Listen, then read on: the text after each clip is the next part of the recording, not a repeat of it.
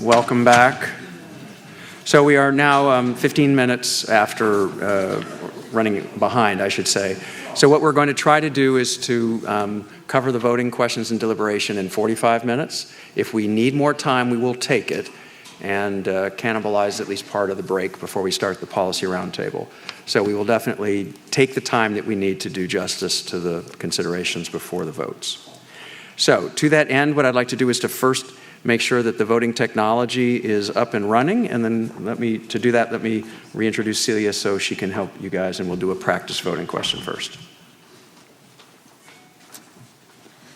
All right, so we like to do a practice vote just to make sure we get all the technological glitches out of the way before we do this live. So I'm going to ask all of the voting panel to log into the voting software if you haven't already done so. If you need the Wi-Fi network, it's TCE guest, so make sure you're logged into the correct network. Everyone should have this question pop up on your screens. Will you just flip your name tent up if you do not see this question pop up on your screen? Does everyone have it? All right, so people can go ahead and take their vote, and we'll watch the votes come in. The question here, which I think is a very important piece of trivia, is the Bay Area is well known for which important event in aviation history? The first air transport company opened in San Francisco in 1897. Amelia Earhart became the first person to fly across the Pacific to Oakland. The first free-fall parachute jump occurred at Oakland Military Base, and the Wright brothers suffered from their first airplane crash, killing one passenger on board. We should have 16 votes. We have 16 votes. Wow, people know their aviation facts.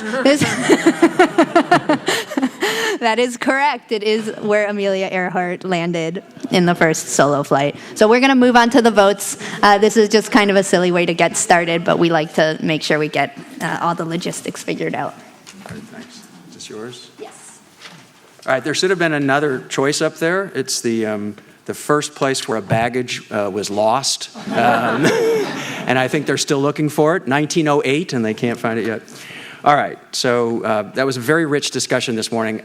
We will thank them again later, but I really want to thank those who came to the meeting to present important perspectives from the patient community, and those are obviously here as well with us still at the table, as well as the clinical experts. So we have the ICER research leads up at the table as well. And just to frame the votes, and then again, we'll open it up for further discussion.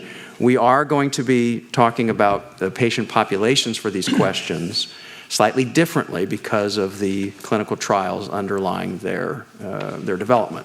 So for AR101, it's going to be regarding children between the ages of 4 and 17 with peanut allergy. And for Viaskin Peanut, it is children between the ages of 4 and 11 with peanut allergy. Okay, the first question is going to be, is the evidence adequate to demonstrate that the net health benefit of AR101 plus strict peanut avoidance is superior to continued avoidance alone? Yes or no? So there was a lot of commentary, I know, this morning about the different ICER evidence ratings. You heard the discussion around where it ended up. And the question for the panel is not to vote on that rating itself, but to use their judgment around the evidence, with that rating is certainly part of their thinking, and to decide whether that means the evidence is adequate or not.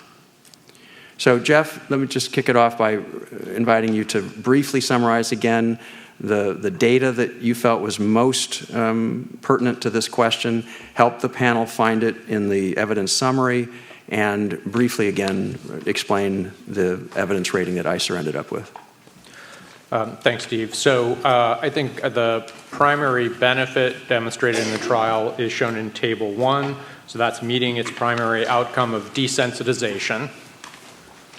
So that's the second to last row, where it was 67.2% of the active treatment arm with AR101 were desensitized versus 4% of the placebo using the definition that's also given in this table.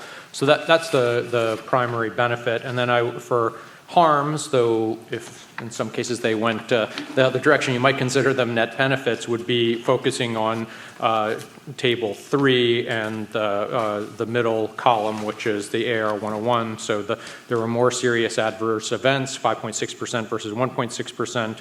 Discontinuation rates were higher, 21% discontinuation rate, of which 11.6% were thought due to adverse events.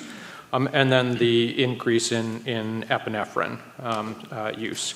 So I think the trade-offs are really benefits in terms of the improvements in the number of patients who are desensitized, and I guess projecting benefits from that in the future versus the known harms in the clinical trials. Jeff, can you just state again the duration of therapy over which we now know these outcomes? Right. So the trial was a 1-year trial and unblinded at that point. As we heard, the placebo group was then offered active therapy if they wanted. So these data come over 1 year. I did look at the treatment. Again, the randomization wasn't in any of the abstracts that we received about the ARC-004 trial, the continuation trial, but a third, it sounds like, were randomized to continued active daily therapy, and the 7% at 6 months didn't complete the outcome. 4, which is probably about 2%, 2 or 3%, I don't know, closer to 3%, discontinued because of adverse events during that time period. And the adverse event rates, both severity and total, were approximately the same, 87% in the trial, 83% in the 6-month continuation data. Though again, this is not peer-reviewed, it's just been presented, and I don't have a lot of detail on that. So it looks like essentially what we saw during the clinical trial continued at least for the first 6 months after in the people who were continued for an additional 6 months of daily therapy. Okay.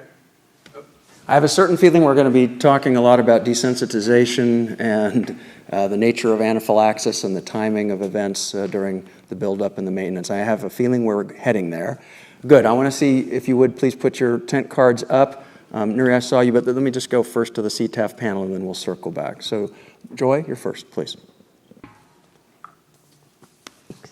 So I have a question about sort of the methods for the review that ICER did, and thinking about that relative to this recently published meta-analysis. So when your team did their review, they focused in pretty narrowly on a certain group of randomized trials, and really 2 main studies were highlighted in the review. And also you chose not to pool any of the trials together because of disparate outcome measures, just various disparate aspects of the studies that made you feel like pooling wasn't appropriate. And so in the Chu paper that was published in The Lancet, I'm assuming that they considered most of the same studies were the ones that your team also considered. And they made very different choices. They included 12 trials, and they pooled all of them.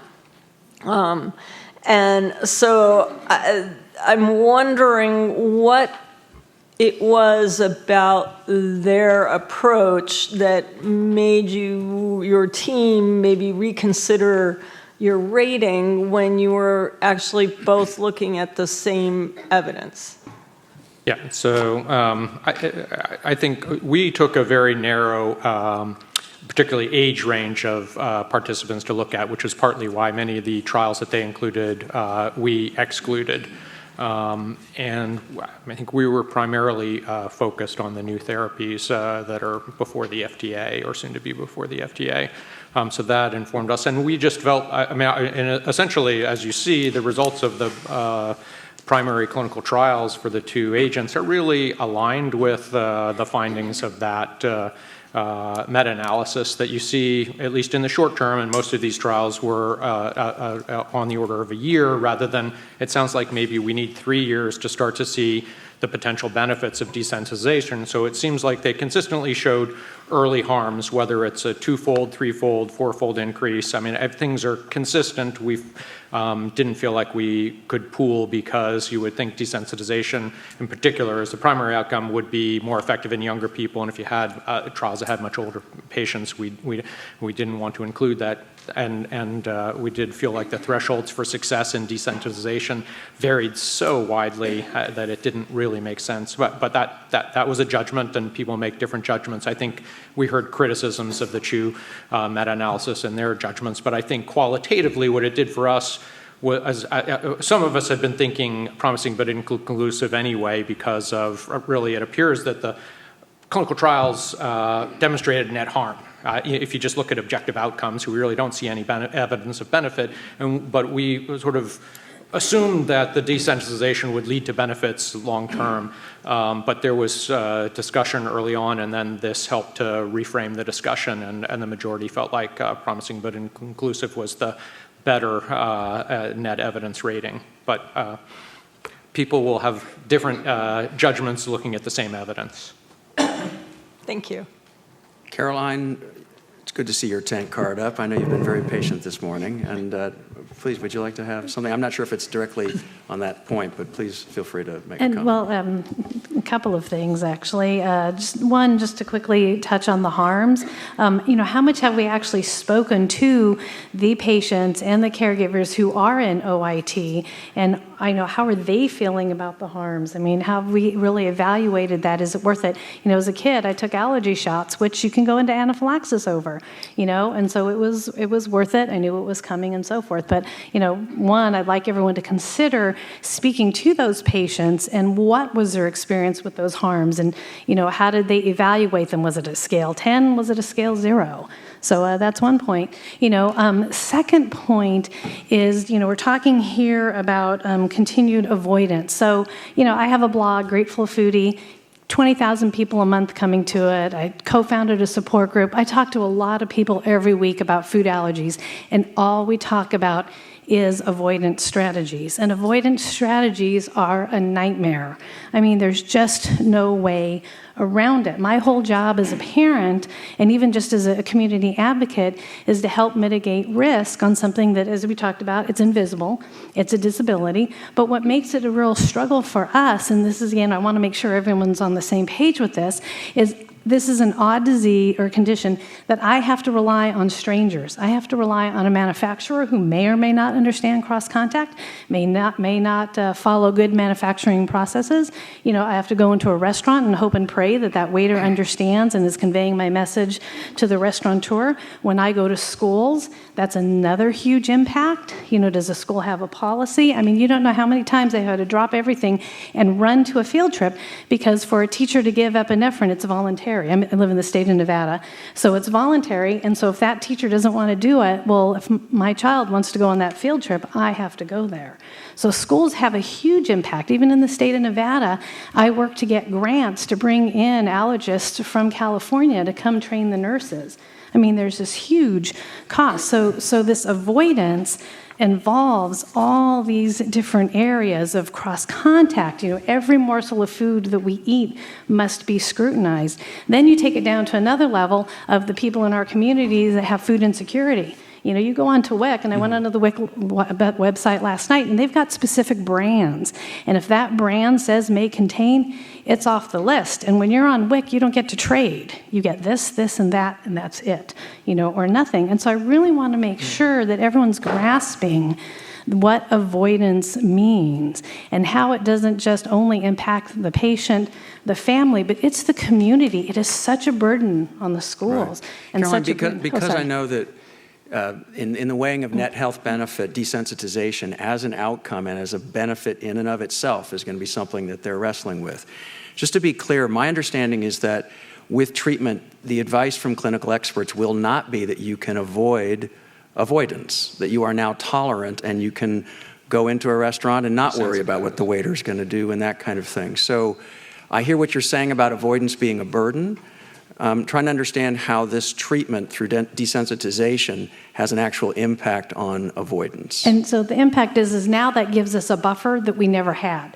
So where we're at say a 10 on avoidance, now we're down to an 8. We still have to avoid. We're going to still have to carry epinephrine, but now it drops down the stress and Clinical the experts, psychological I'm sorry, part. just real quick, clinical experts, can you comment on this? Because we've read other clinical experts saying they are concerned that the patient community will feel that this will allow them a certain liberty with their avoidance strategies that is not backed up by the evidence yet, and that this may actually increase the risk to some patients who will push the limit, thinking that their desensitization means that they can now do what they haven't done before. How do you advise the CTAF panel to weigh the net health benefit of the general sense that with desensitization comes the chance to take greater risks? Yeah, that's a really good question. And I think this comes back to what I think we all believe in, which is shared decision-making with the patient and giving them the information they need. So, of course, there's going to be fears, but what Caroline said and what Tessa said so nicely is it does. Now you're not nervous about sitting next to a kid eating a peanut butter and jelly sandwich, right? Like these, you have to understand, when we talk about food allergy right now, we have no severity spectrum, right? It's not like almost any other condition that we deal with. We tell every child that they could have a life-threatening reaction, and there's no way of knowing what the next reaction is going to be, right? So everyone has this fear of death, even though I think those numbers are a little off, but even though we know death isn't common, everyone has that fear in their mind. So by desensitizing them, by giving them this, as Caroline put it, a buffer, they have a little bit more safety. They can walk into a room, they can sit down, they can eat next to people. They should be able to do this most times anyway, but this allows them a little bit more freedom from that standpoint. And when you talk about will patients take risks, I mean, I think that is the question where that's the physician and patient conversation. And if a patient doesn't feel comfortable, we're not saying this treatment is for every single child with a food allergy, but let them have the choice. As what we've seen, we don't see necessarily, if that conversation is done properly between the patient and the physician, that increased risk-taking after desensitization. So to me, that is a secondary thing, and it really shouldn't even be on the table. I also just want to point out a couple of things that Caroline said. One is, like, if you think of avoidance, backing this up, think about, and again, I'm going back to access because it's very important to this group, it's very important to me. A lot of kids don't even have the option of avoidance. Okay, how many times have you read a label? If you have anything in your bag, look at it. Almost everything has a may contain label. How are these kids avoiding those labels? They're not, and they're ending up in the emergency room more frequently. Now, OIT that's currently happening out there, who's accessing that right now? People who can pay for it. It's out of pocket, right? So you are taking a treatment, these two treatments up here, one of them is already being practiced. And so you are taking a treatment that's already in the community, but it's not FDA approved and it's not supervised and there's no protocols around it. And each physician is doing it independently because the demand is so high. I mean, we were just talking out there, so many physicians are coming to it because their patients are demanding it so frequently.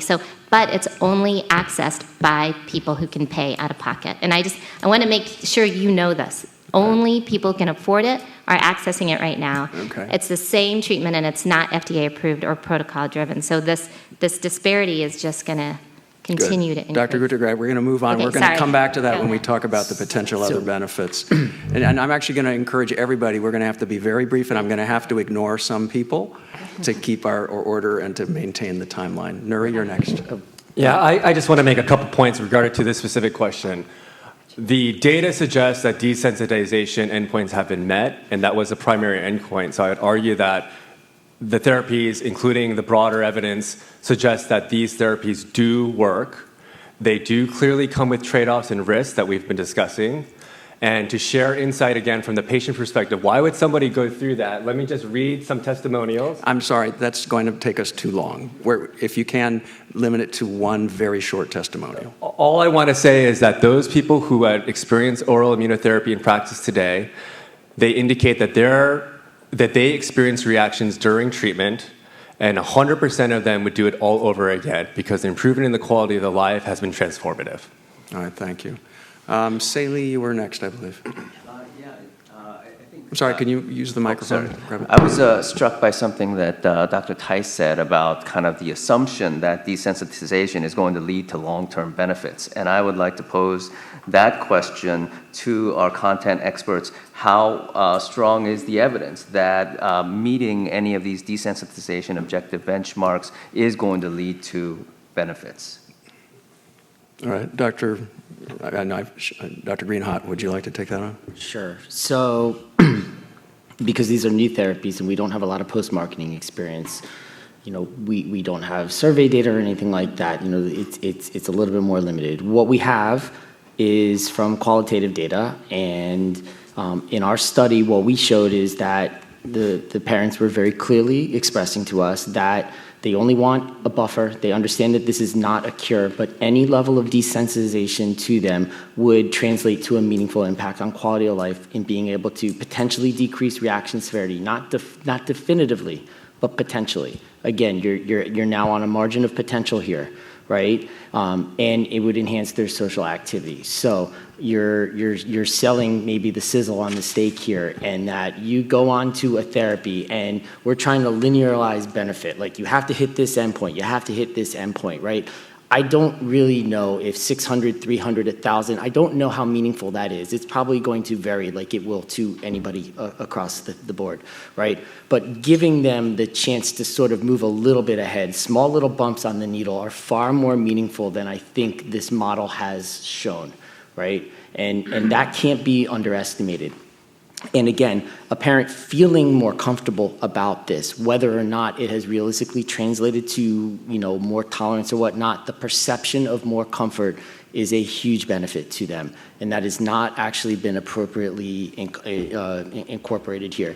If you look at our model that we published in JAMA, when you look at the shifts in health utility, right, that's what you're seeing, right? That little the perception of gain is really translating to very, very meaningful things. And again, we're too early. As fun as this is to do, you do simulations, you can look at best and worst case scenarios, but again, we just don't know what the meaningful change is, but we need to let these therapies come out onto the market to test this. People will self-select away. If they think that the risks are too bad in one and there's not enough benefit, they will not support it as a market-based solution. That we see this all the time, right? You have to allow for their trade-off. So you have to allow for their shared decision-making on this. Right. We'll talk about that in the policy roundtable when we talk about access and clinical practice. Let's talk further about the evidence for this question. I can just go around, but I think, yes, Neil. Kind of on the same theme of I'm looking at the primary outcome for AR 101, 67% met primary outcome versus 4% in the control. So about the 33% that didn't meet the primary outcome, what is kind of the marginal benefit? I'm trying to understand how that, what should the 33% be thinking about? Do they have some reduction, or as we said, it's like broken into a threshold? Did they or not meet the tolerance? Jeff, so I'll say 20% of that absolute 37%, 20% just stopped taking the therapy either because it was too burdensome or because of adverse effects. So that only leaves 17% who continued therapy through that year. And there were some of them still had, I don't know the data well enough to say among that 17%, but certainly most of them probably had an improvement in their eliciting dose, or the dose that caused symptoms for the patient. So they probably get some benefit. I think the real question is, again, if they continue therapy 2, 3, 4 years, maybe they will get the full benefit. And there's some data, but it's uncontrolled, so it's hard to know, to suggest that actually continuation of therapy, at least some of the markers of immunogenicity, sorry, I can't say that, but decrease in peanut-specific IgE levels, wheal size, those are terrible markers of potential to react, but they tell us something, and they tend to go down over time with continued therapy beyond a year. But how that translates into net clinical benefits, I think is still an open question from my read of the evidence. Okay, Rena? This was just mentioned about some patients will choose to decline the therapy if they're offered it. And just purely anecdotally, I do know someone who, a family with a severe peanut allergy, and they are not interested. So I'm just curious whether your experience, I do hear the patients are lining up for it. Why do you think, somebody might decline it if it's clearly so superior? Go ahead, please. So I think like with any option you give families, you're going to have a subset that are comfortable with avoidance and living their life that way, and they'd rather, who knows, maybe wait for the 3-year mark or to see how this plays out. And there's others that are ready to start this in their child. There are so many factors that go into this decision making, right? It comes from, I can tell you personally and from people I know, the age of the child, their anxiety level, where they are in life. We talked about adolescents, starting to take more risks, right? We know younger kids are easier to treat. There's a lot of fear that goes into that child's mind at certain age groups. There's so many variables. And so that's why I think it's so important to know there are, like we said, 6 million kids in the U.S. with food allergies. And so let them, do what they want. This is a shared decision making. If we can talk to them, for a subset, they're going to be ready. They already are. They're already doing it. For a subset, they're going to want to avoid. And maybe forever, maybe until they're ready or their child is ready to do it. I think that's like with any treatment, that's kind of an option, right? It's not that they should be able to make up their own minds. But it should be, you should have a choice, I think. Okay, CTAF, cognizant of the votes ahead, I'd like to suggest that I see no more tent cards up. Nuri, I know you might want to have something else to say, but I would invite someone who is going to vote yes on this question to describe their rationale so that others can hear it. And then I'll invite someone who may be willing to say no to do the same, if we have anybody, if you've started to think about this and you have your vote in mind.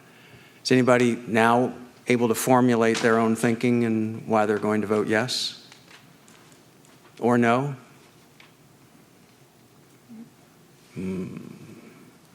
People like anonymity. All right. Everybody else is bashful. I trust you're still going to let me say stuff later, too, since I'm loaded. I am going to vote yes, but it's not because of patient sympathy and everything else that a number of people usually think. There is enough evidence here to do something.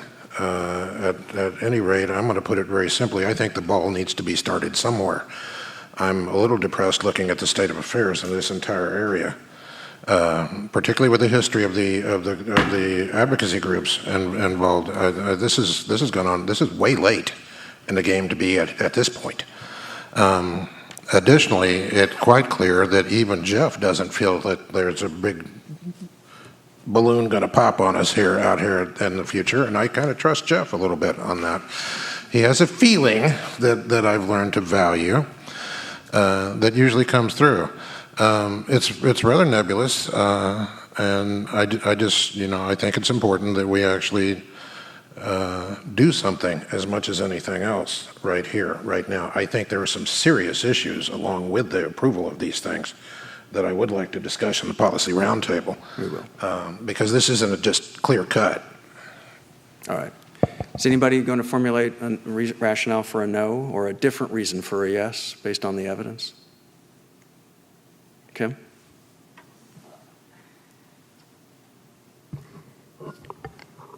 I think the context that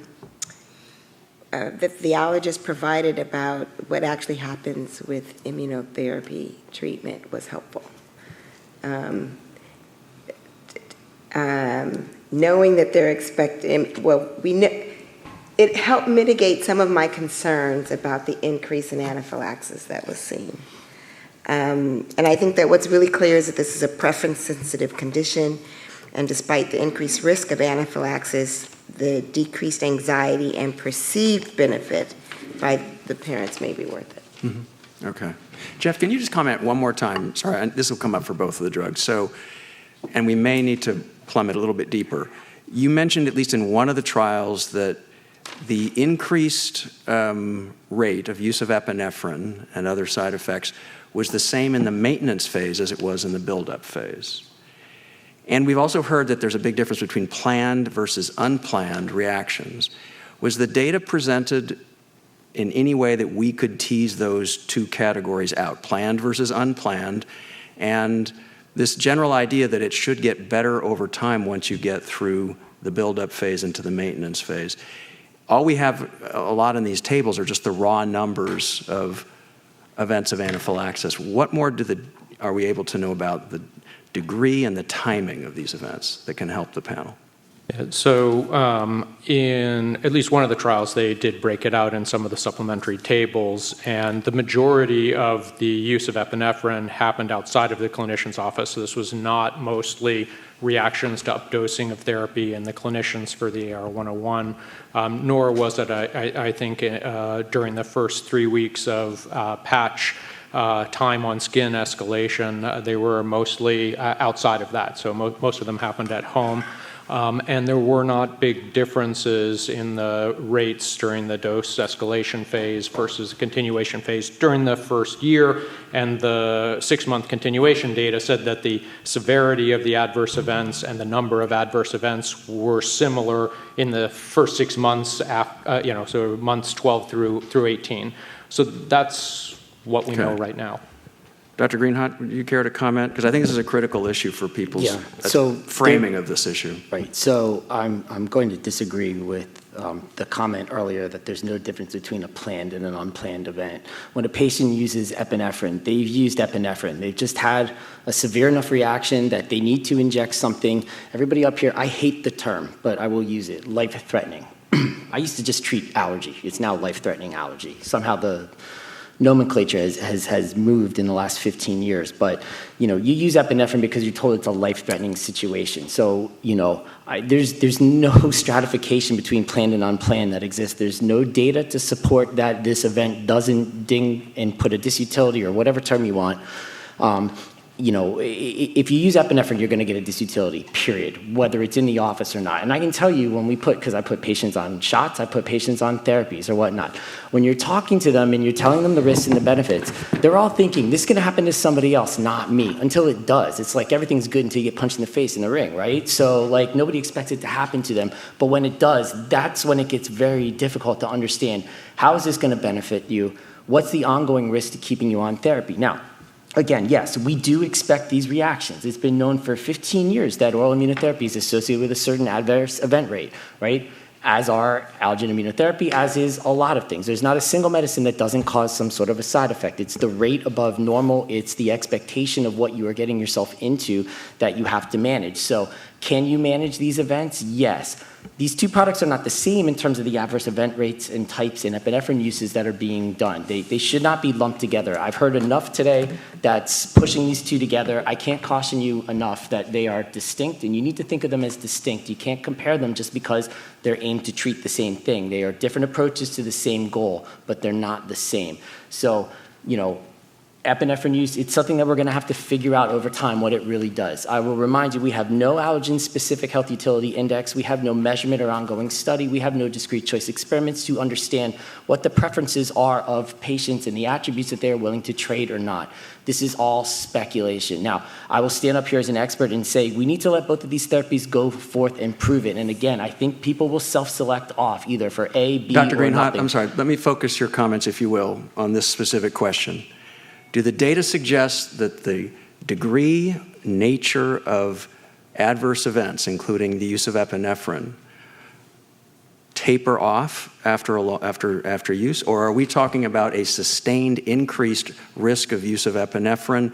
All that the patients will say that it's worth it because of what they feel is the benefit. I just want to be clear about the tempo and nature of these events, which some people may view as adverse events. So in most forms of immunotherapy, including oral immunotherapy and epicutaneous immunotherapy, the data, now some of this is unpublished, do support that it does get better over time, but the risk does not dissipate necessarily. Now, they might be discrepant rates of diminishing, But yes, just like we have patients on maintenance immunotherapy. They come once every 4 weeks for injection. There's still a risk, and we do see events in maintenance. Okay. Now, So, again, I'm sorry, so the data that are available for these two treatments do not suggest you have that 1 the year, risks you have decline. 1 year data. You have nobody Correct. really in extended maintenance. So Correct. it's not a fair question to be asking. You cannot answer it because there are no data to inform it. Okay.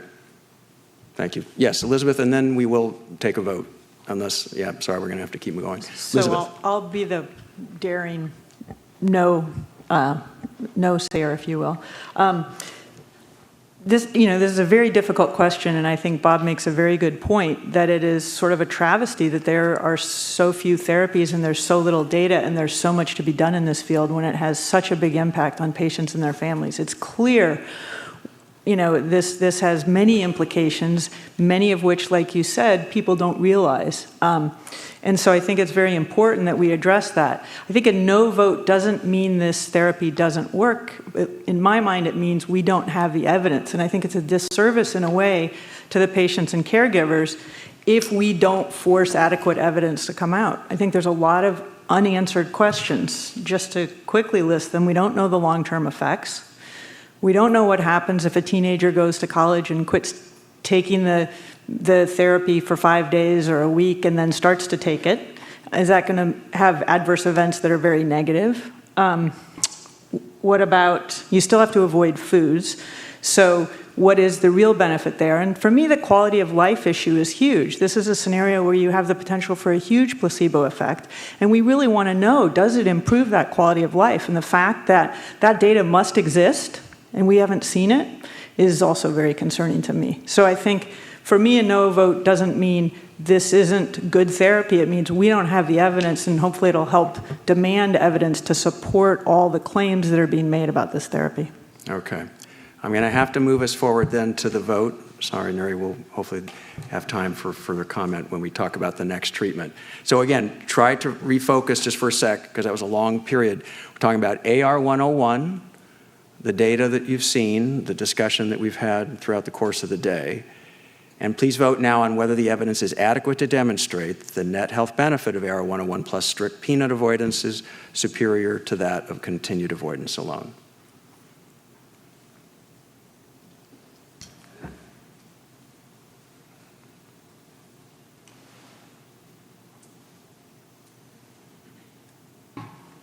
Just waiting for one more.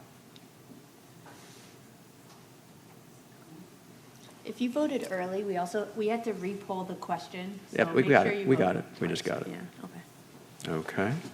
12 no and 4 yes. Okay. Let's move on to the next question, Well, that's which is similarly for Viaskin Peanut plus strict peanut avoidance, superior to continued avoidance alone. Jeff, briefly again, the data on Viaskin. Here, focus again on the same two tables. So table 1, the last column is Viaskin Peanut, and here, using their definition of desensitization, 35.3% were desensitized with active therapy versus 13.6% in the placebo group. And then table 3, where you see the differences in severe or serious adverse events, discontinuation rates, and use of epinephrine for active treatment versus placebo, where in all cases they were increased, though, to different degrees than the therapy we discussed and voted on in the prior question. Okay, and the ICER evidence rating was the same PI, but this one, just to obviously grossly oversimplify, lower rates of desensitization, lower rates of side effects. Yeah, so the desensitization rates using the definitions were different, but I would argue that that was a less stringent, in general, bar to be labeled desensitized, and lower rates, but fewer adverse events. Half as many people discontinued, and only 1 or 2% discontinued because of adverse events. Okay. Nuri, I'm sorry, is your comment still germane? Well, the only other comment I was going to make earlier was related to the questions around what percent of the population this affects, or the percent of population that does not achieve desensitization. There's also a question earlier around why would somebody not choose this therapy. I think it's really important that if that's the bar, that feels like a very high bar for benefit. I think that we can recognize that not any treatment is suitable for all patients. This is a heterogeneous population, so there is, variance in terms of the experience and the unmet need, despite the fact that we can't define it all the time. And I think across any therapeutic area, there are going to be patients who, refuse therapy for one reason or another, and we don't always understand all those motivations. So I just want to make that comment to ensure that the bar isn't artificially high in this case, and that we are talking about a sufficient level of evidence to provide net benefit. All right, thanks. Yes, Dr. Peanut. And just because I just watched a no vote on something that really smashed through its primary endpoint, and for 10 years outside of FDA-approved trials has a pretty good record of efficacy. So I want to make sure that we grasp what benefit is defined as here. So in this study, you're using 250 micrograms. So you put this patch on for 3 years and you equal 1 day of maintenance OIT. Different scale. So evaluating something like this on a year may or may not have been an appropriate time point. Ethically, that's probably the limit of what you can randomize somebody to placebo for, but there was pretty slim to actually no data that a year should have been when they looked at this to hit peak efficacy.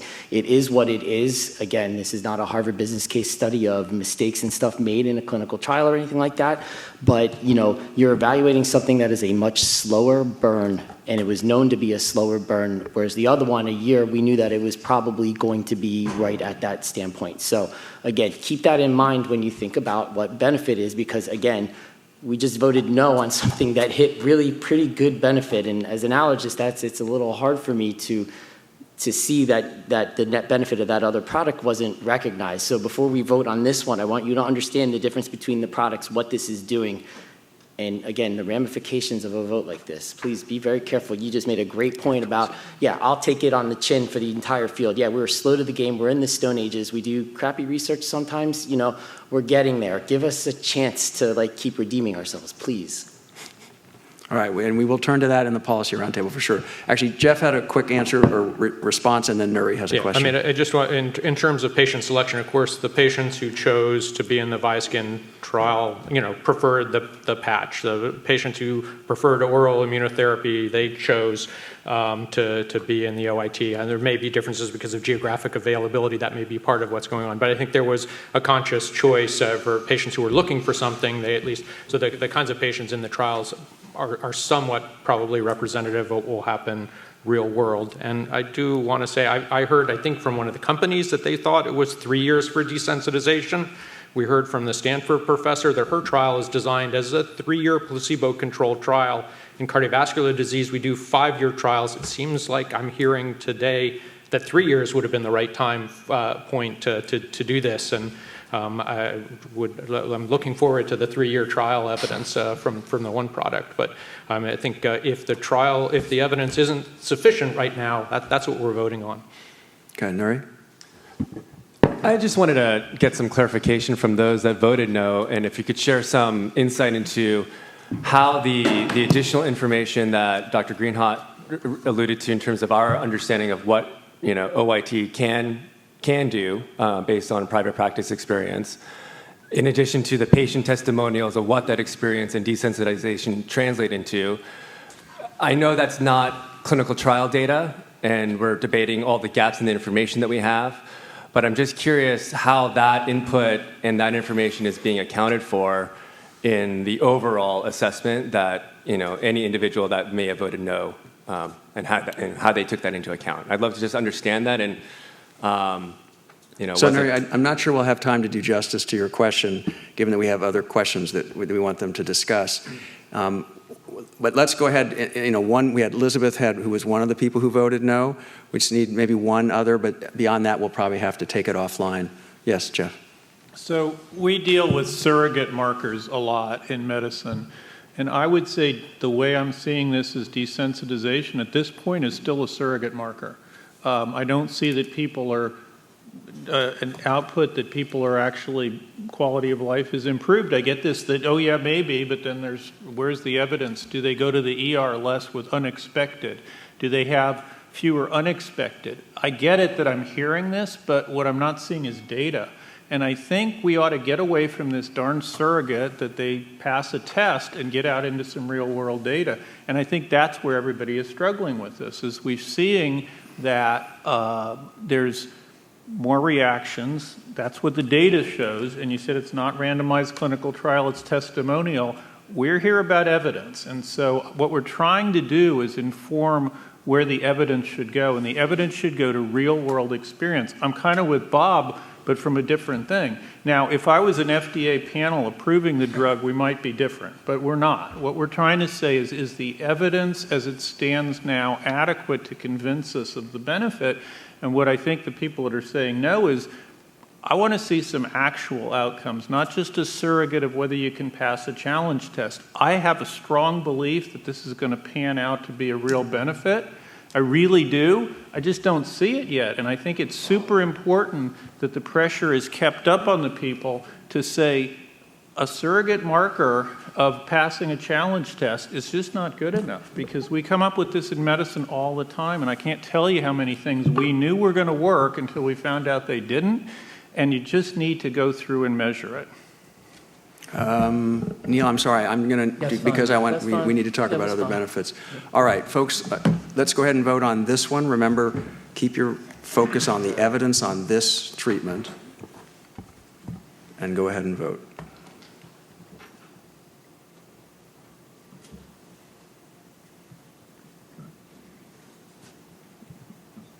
Okay. There is a certain consistency that we're sensing here. Okay. Is the evidence adequate to discuss the health benefit of AR-101 and Viaskin Peanut? Jeff, real briefly. So again, we felt like, so it's the same evidence tables, but really they're somewhat different patient populations, both in terms of age range and in terms of the inclusion criteria. And then the outcome is different. So it's really challenging to say anything about the two. Clearly, in their patient population, AR-101 had a higher proportion of patients who were successfully desensitized using their definition, but had more harms, more epinephrine use, more serious adverse events. Viaskin Peanut, at least at a year, fewer desensitized, but in a different population, a younger population, and fewer adverse events. But challenging to say whether how they would perform head-to-head in the same population with the same outcome. Okay. Matt, I know you actually commented on this earlier, real briefly, if you can. Yeah. So, this is not we should not be comparing these. They do different things, do different processes. Again, I could drive to the store in a car. I could drive to the store in a Ferrari. I could walk there and I could take a bike. Are we really going to evaluate if it's better to walk or bike? I mean, seriously, that is what this is. Please, common sense approaches here. Okay, I think we're going to go ahead on the basis of the evidence. And, all right, please go ahead and vote. You have no evidence to compare them. That's the point I'm making. That's the question. That's the question. You're still holding this client.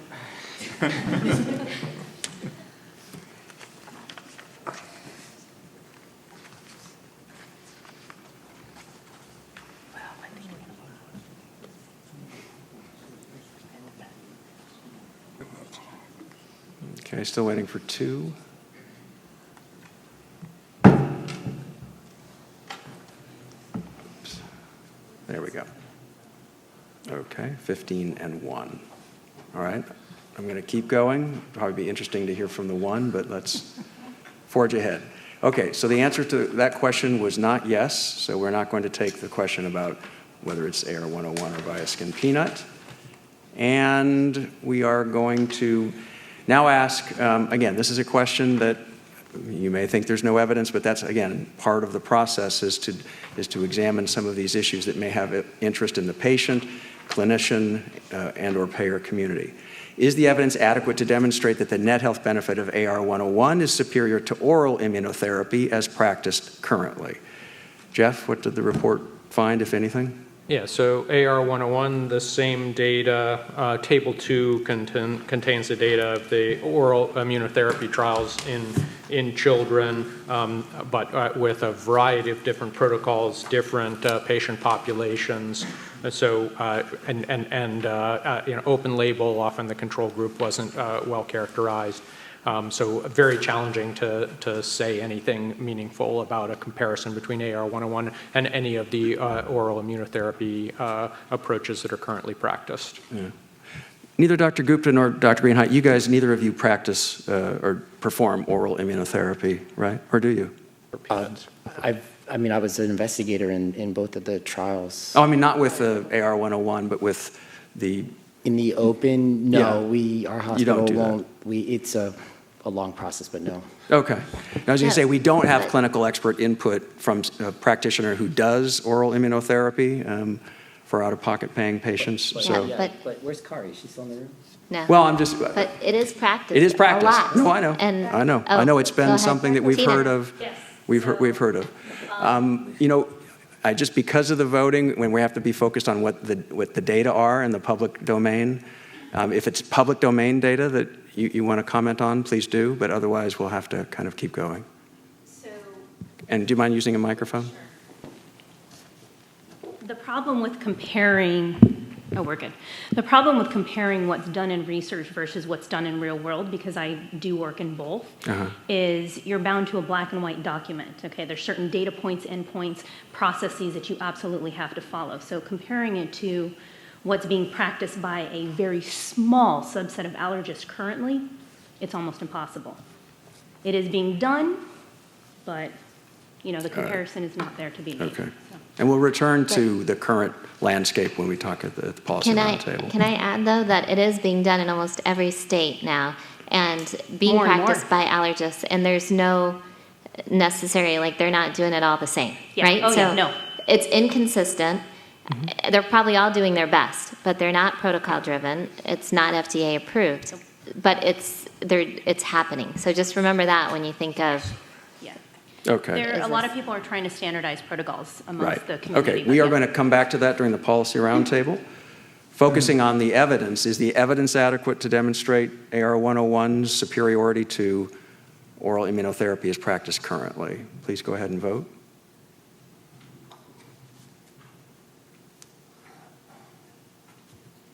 Okay, 14 and 2. I'm going to keep going. Okay, so now we're into a very important part of the votes because these seek, as I mentioned at the very outset of our meeting today, these seek to capture elements of value to patients and their families and others that may not be in the clinical or cost-effective data. So just real briefly again, the options here, it's going to say, does desensitizing patients with Viaskin Peanut offer one or more of the following potential other benefits in comparison to strict peanut avoidance alone? And the panel will select all that apply.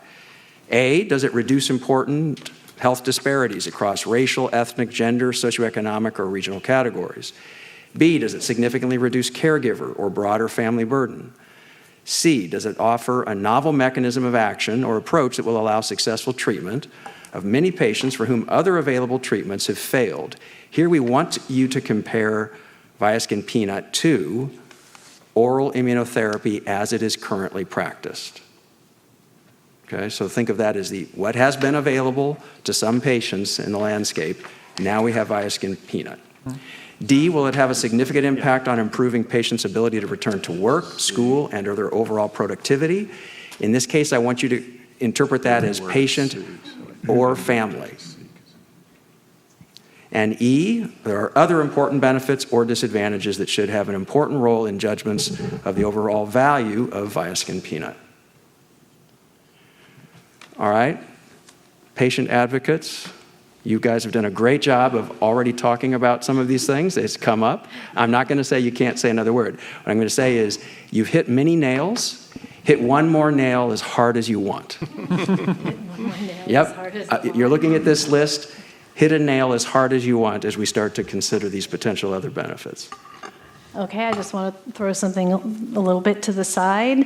When my son was in high school, he moderated a podcast with children across the country with food allergies, age 10 to 16. It was anonymous, kids use pseudonyms, and he was asking all sorts of questions, and the biggest question or the biggest shocking answer came was when he asked what's the worst thing about it, and these children thought that they were placing a burden on their parents, on their siblings, and society. So we are now raising an entire generation of kids who already have a psychosocial problem built in. I mean, as a person listening to this podcast, my mouth dropped. I couldn't believe it. As a parent, the guilt, the whole psychological impact. So yes, we're talking about, all this evidence base and all this great information, and I really appreciate what you do.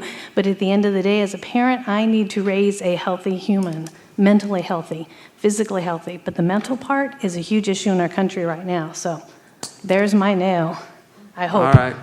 I'll take the prerogative of making that an E, because I think it's important enough, because we can talk about caregiver or broader family burden. It could fit in there, but I want to make sure that we capture that psychological impact, because I think that's very distinct from what other people might think of when they think of burden. Thank you. Nuri or others want to, again, try to hit one nail if you can, because it might either be one that you think they might not appreciate yet, and you want to add one more word of why it is important, or again, take your Absolutely. pick. Just there's one piece of data that was not discussed in a lot of detail earlier. When we've surveyed physicians, and some of this has been published, we know that allergists are waiting for regulated therapy. So the vast majority of allergists are not doing in-office immunotherapy today, and they are looking for regulated standards and regulated products to improve their education, training, and ability to provide these therapies safely. So that is one data point I just wanted to make sure people were aware of. And the last one would just be to continue to advocate, to listen to what you've heard from patient testimonials around some of the long-term benefits. Okay, quickly from the panel, Elizabeth, and then Alex, and then Kim, and then I think we'll see what time we have. Go ahead, Elizabeth. So I'm glad we're talking about health disparities, and my sense, and it was interesting hearing Dr. Stills talk about the need to train allergists who are already trained in this and give them additional training, made me think about, are the disparities here, just knowing there's not a lot of allergists out there, really in the access to the drug per se, or in the access to an allergist who can administer the drug? Both in, I work at one of the best funded public hospitals in the country, and we have this much allergist time. And in rural communities, there are no allergists. So you can say the drug is paid for, but if there's no one to administer it, and then you potentially administer it by people who aren't adequately trained, are there going to be greater risks to this community than benefit? But can anyone explain how there's clearly going to be a benefit to those groups just by paying for the drug without the people to administer it? Or the treatment, not drug. Well, if I think one begets the other, you have to make sure that they have access to the drug and that it can be paid for, to see if there's really a problem in getting people to do it. I think there are some gaps in the country where there aren't a lot of allergists, but there are lots of underserved areas in the country, and it's not immune to just allergy per se. So I wouldn't ding the therapies because there might not be people in a certain part of the country where it's available. I think that's not a good reason. I mean, yes. So yes, I think you can. I'll just say, to interrupt for 1 second, you're right about that. There's not a single endocrinologist north of Sacramento in the state of California. So there's a shortage of endocrinologists as well. But just speaking to, is this really going to address the disparities in a meaningful way? I mean, give them access and let it be tested. It'll increase the disparities, probably. No, I absolutely don't think so, because there are a lot of underserved kids in populated areas, right? And right now they have no access. The lines that are forming at allergist's office for OIT are self-pay. Right now, underserved kids have no access to OIT even if they can't afford it. So by allowing a treatment that will allow underserved populations to access it, I completely agree. You got to start there, then figure out how to get them to a trained allergist in rural populations. But it's not like all, yes, even people who could pay for it in rural populations don't have access. So that disparity, if you're talking about disparities in underserved populations, this is their only answer, because right now they're not going to be able to get any treatment, whereas others are accessing treatments right now. So both access to treatment and to allergists are problems, as you heard.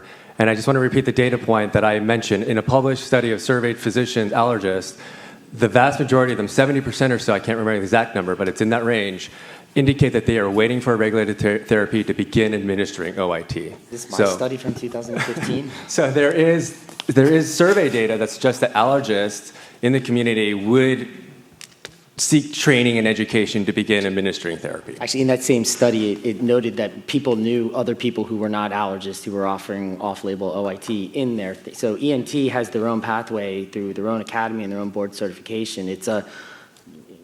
There are other ways. So, I mean, let us figure that problem out. Okay. Sorry. I'm going to have to go so quickly. It's going to have to be really fast. Alex? Fast. We just want to make sure we're clear on what we're voting on. Yes. Potential other benefits, not other potential benefits. And for example, here it says, right? Because that's a distinction there, right? Potential other benefits, not other potential benefits, right? Because there's potential for benefits in terms of reducing disparities, but that's not what we're voting on. Like my sheet says, the intervention will reduce important health disparities across racial, ethnic, gender, socioeconomic, or regional differences. Right, So will, right? That is a potential other benefit. If you think it will, that makes it another benefit. Okay. I had this, that was my exact same question. No way. Really? Okay. We all want A through E.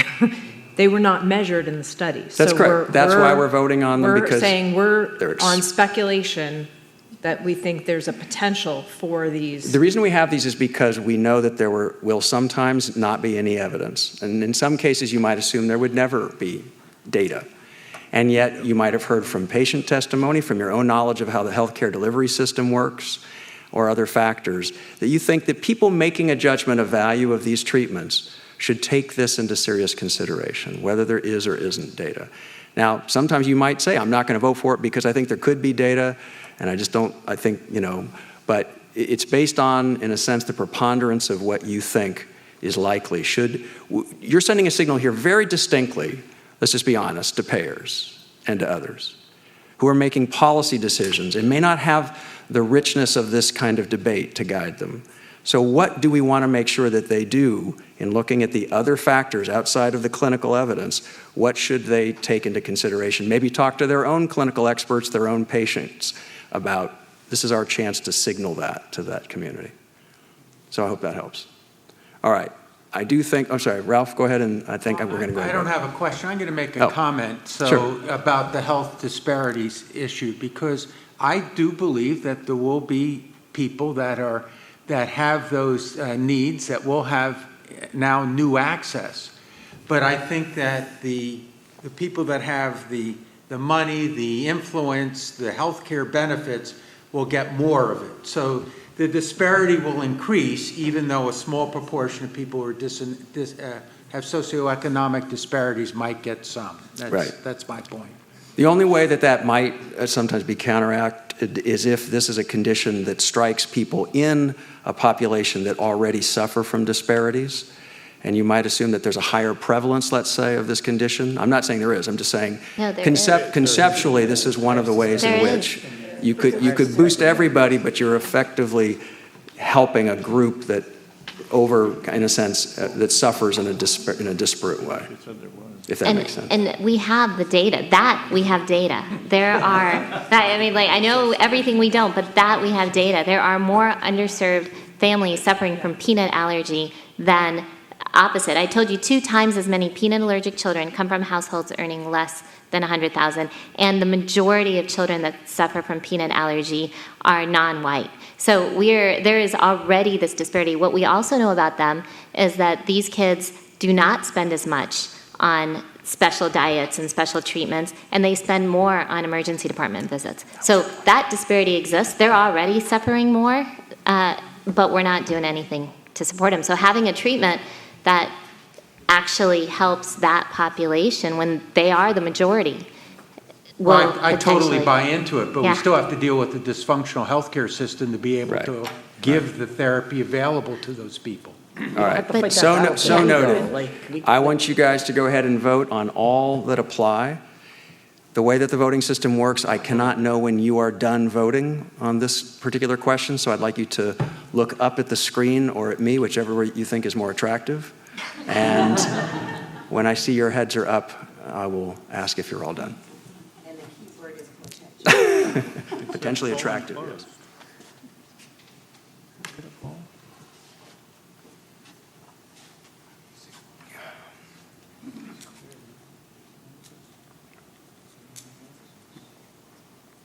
Okay, I still see a few faces down. It says polling closed still. I'm going to log back in. Is that true for everyone? No. Huh. My phone decided that they didn't like my voting. Kim, are you still voting? Okay. Are you in a gerrymandered district? Or? Apparently so. We all are. So the paper has 6 and... Correct. Sorry, please vote according, yes, please vote according to the way that these are shown on the screen. Apologies, I forgot to mention that, even though the staff told me to remember.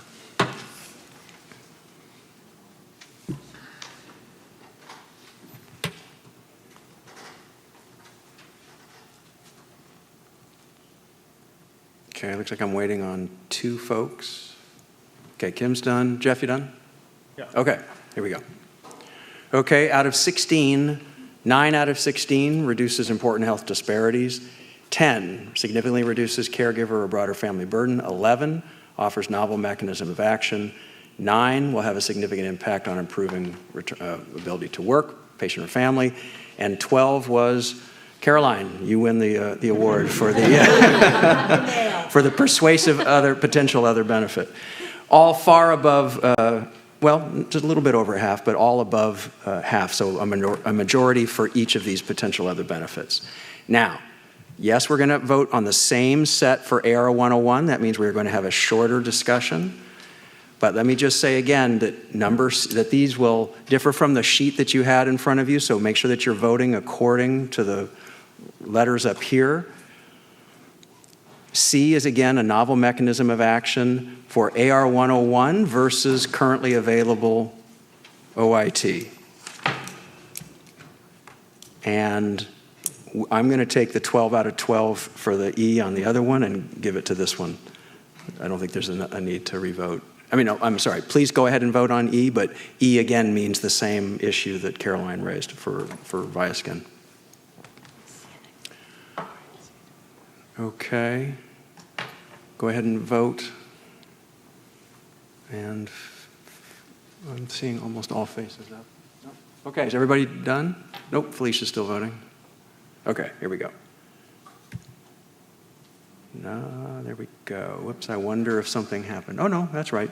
Okay, so 7 out of 16 for A, 11 was the caregiver burden, 5 was the novel mechanism of action of this versus the OIT, 8 was D, and I'm going to give it a 12 because I really don't think that, well, 10 or 12 doesn't really make that much difference. A strong majority said that there's an impact on the psychological benefits of patients and their families. Okay, we need to vote on the contextual considerations for both treatments, and then we'll move very quickly to the policy roundtable, because I've been a terrible manager of time. So with the contextual considerations, again, these are sometimes hard to get your hands around, but they're meant to try to capture some of the broader context in which we look at evidence in terms of the severity of the condition, the uncertainty around it. So briefly, for Viaskin Peanut, in comparison to strict peanut avoidance alone, select all that apply. Is this treatment intended for the care of individuals with a condition of particularly high severity in terms of its impact on length of life and/or quality of life? B, is there significant uncertainty about the long-term risk of serious side effects of this intervention? C, is there significant uncertainty about the magnitude or the durability of the long-term benefits of this intervention? And D, is there something else about the context that needs to be considered? Any questions or comments from the panel on how they're looking at these questions? Things they'd like to ask the clinical experts or the patient representatives?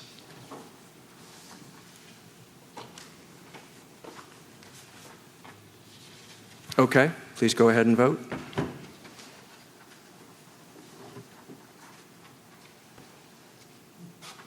In this case, D is a blank, so there's not going to be a vote on D. Unless you thought of something that you want to tell everybody about after the vote, but hopefully not. Okay, looking at faces. Kim, are you done? Yeah. Okay, looks like everybody done? Okay. So 9 out of 16, I'm sorry, it's now 15. The denominator changed because Joy had to leave. So out of 15, we have 9 out of 15 are A. It's a condition of particularly high severity in terms of its impact on length or quality of life. 13 out of 15, significant uncertainty about its risks. 13, significant uncertainty about its duration of its benefits. And 4, which I think I will take as, does anybody have a burning other that they were thinking of? Say. I just really wanted to kind of go back to what Dr. Klingman said. Sorry, can you bring the microphone a little closer? I just wanted to go back to what Dr. Klingman said, that I felt like we're relying on surrogate outcomes to try to make these evaluations, and I feel like the data for clinical long-term outcomes is going to have a huge impact on my evaluation of whether this has long-term value for the money, and we don't have those clinical non-surrogate outcomes at this point. Okay, good. Well, I assume you were one of the 13 on the Bs and Cs too. Okay, for AR 101, the same set of voting questions apply. So please go ahead and vote. Oh, I'm sorry, I didn't notice. Yeah. Did you have something to say? What was the rationale for 13 votes that there's significant uncertainty about the long-term serious side effects with Viaskin?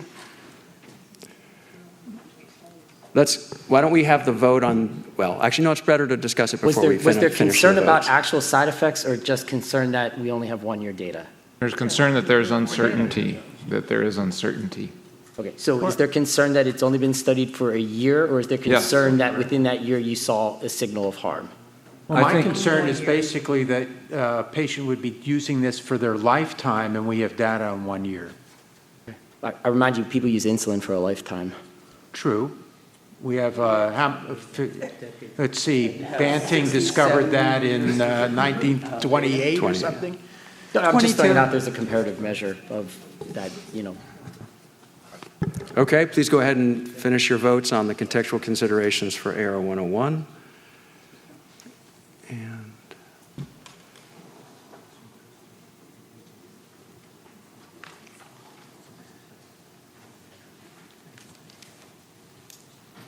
okay, is anybody still voting?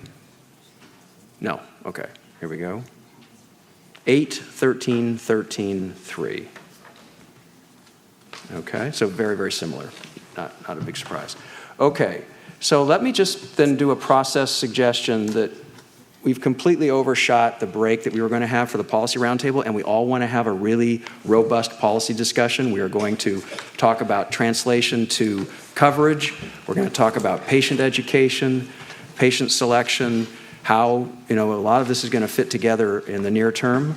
So let's take a literally 7-minute break.